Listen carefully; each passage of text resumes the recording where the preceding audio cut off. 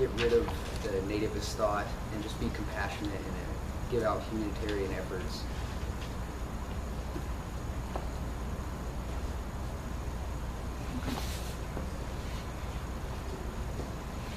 So, getting back to that iconic quote on the Statue of Liberty, "Give me, you're tired, you're poor, you're hungry." That didn't sound like a good ideal even when they wrote it. So,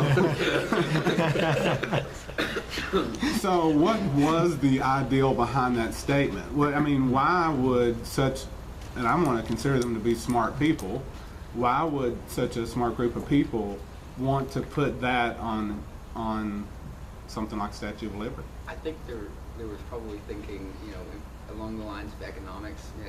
We have all these people coming in because we're growing. At that time, they were growing in America was growing as an industrial country, and so they needed all these workers. I mean, they had people like sent out to other countries to go recruit workers. So giving all these tired and these hungry and these poor, there gives them an incentive to work.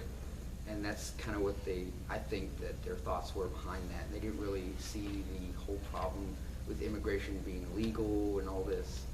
Of course, that was also back when America was really founded on like the Protestant work ethic. I mean, that's why a lot of these immigrants came, like Italians and Irish. They really believed in Catholic doctrines and giving value to the work. I think also there's been a cultural change, because back when the Statue of Liberty was made, they really believed in assimilating into the culture you were in. So if you were a German and you immigrated to America and you were a citizen, you were an American first. You were here. You were still a German, but your new life was in America. And I think now, especially, if you immigrate or come anywhere, you're still, if you immigrate from Mexico, you're still a Mexican at heart. You're living in America. And I think that's a big attitude difference.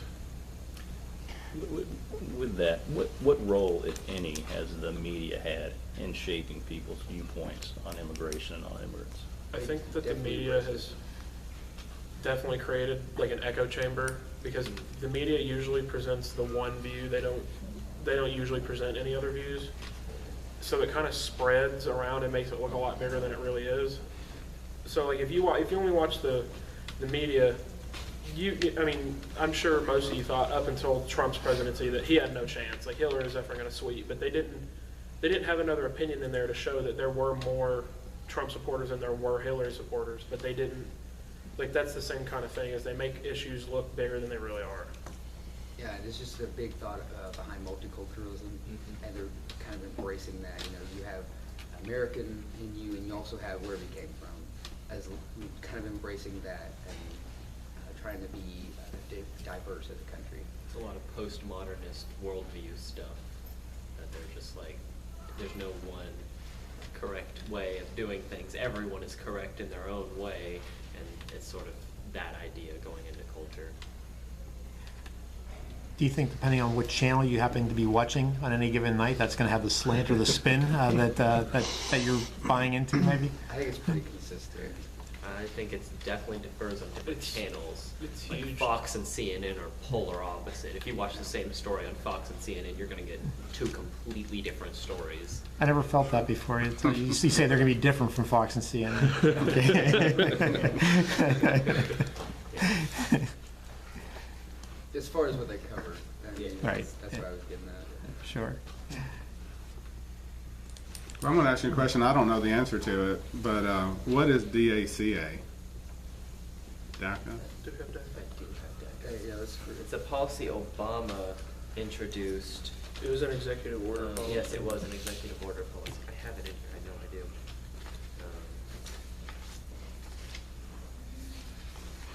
All I remember about DACA, I was watching it was a news interview with some, I don't remember the company, but it was this man, I don't remember what it was, he was talking Democracy Now!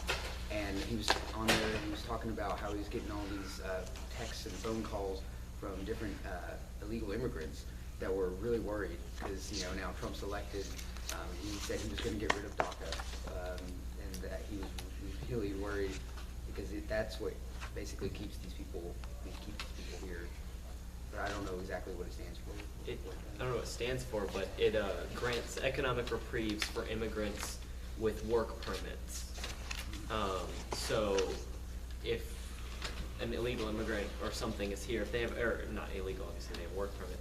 If you have a work permit, then you don't have to pay all of everything that you're supposed to normally be able to pay with because of DACA in order to try to get more people to get work permits. That's sort of what it does. It kind of alleviates it. Yeah, it makes it, yeah. Right, it makes it easier. Mhm. Makes it a lot easier. I mean, do you think that, this is a personal experience for me, so I grew up out west. My grandfather was a potato farmer in Idaho, and his entire workforce was illegal immigrants from Idaho. He's now deceased, so we can't prosecute him criminally.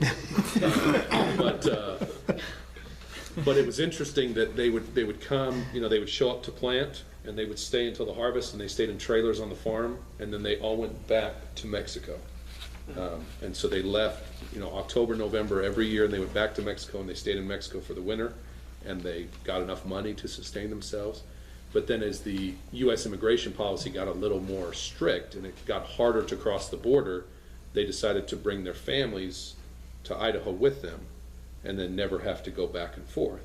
So then Idaho now, you've got all these families to take care of and not just a bunch of able-bodied, 20 and 30-year-old men that are working on the farms. I mean, do you think that that's a problem? That, maybe if we went back to less stringent restrictions, that people would come and go more freely and there wouldn't be as many issues? Do you think there's any validity to that? See, that's what I was saying earlier. If the world had released the immigration restrictions, you would see a significant boost in the world economy. However, there's a lot of things, like I said, with radicalism and terrorism, and that's what makes that kind of thing difficult. Because you have innocent things like that, which was really good, because you want the family to be happy and to be successful. But it's really difficult to do that. Like, for example, the Paris attacks that we had last year, those were perpetrated by immigrants from that were traveling through Europe, and that they claimed that they were refugees. And that's the issue there. We can take an example from Sweden, especially right now. Sweden has accepted thousands upon thousands of Syrian and Somalian refugees. Their crime rate has increased, I think, 85% in the last 2 years. They're having riots. They're having all kinds of just terrorism over there. It's a huge, huge problem. And they're just letting anybody in. They don't screen them at all. So these people come to Sweden, and you're seeing violent crime increases, you're seeing property crime increases, you're seeing riot increases, you're seeing rape increases. There's been multiple cases of that. And then the other part, I think, is that the government doesn't want to prosecute the people that are committing the crime, so they're not really doing anything about it, they're just letting it go on. And then that's increasing the right's popularity in Sweden because of their lax immigration. Okay.